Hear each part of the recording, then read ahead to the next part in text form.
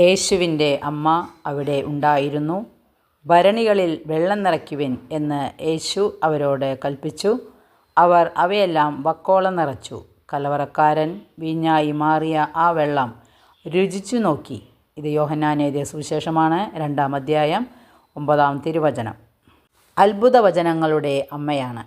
എൻ്റെ ജീവിതത്തിൽ ഞാൻ അത്ഭുതങ്ങൾ കണ്ടു തുടങ്ങിയത് അമ്മയോടൊപ്പം യാത്ര ചെയ്യാൻ തുടങ്ങിയ വിനാഴികയിലാണ്.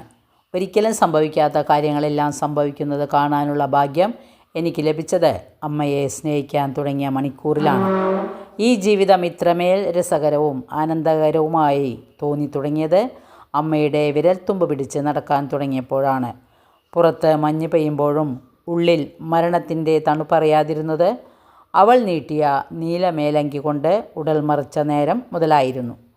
അവൾ പറഞ്ഞു തരുന്ന അത്ഭുത വചനങ്ങൾ നമുക്ക് പതിയെ ഉരുവിട്ട് തുടങ്ങാം. ജീവിതത്തിൽ അത്ഭുതങ്ങൾക്ക് സാക്ഷികളാവുകയും ചെയ്യാം. നരകശക്തികൾ മറിയത്തിൻ്റെ നാമത്തെയും സംരക്ഷണത്തെയും ഭയപ്പെടുന്നത് പോലെ ശക്തമായ ശത്രു സൈന്യത്തെ അവർ ഭയപ്പെടുന്നില്ല. വചനം എല്ലാവർക്കും മനസ്സിലായി കാണുമെന്ന് വിശ്വസിക്കുന്നു. വചനമനുസരിച്ച് ജീവിക്കുക. സർവശക്തനായ ദൈവം നമ്മളെ അനുഗ്രഹിക്കട്ടെ. വചനം ഇഷ്ടപ്പെട്ടെങ്കിൽ ലൈക്ക് ചെയ്യണേ. Okay, thank you, by.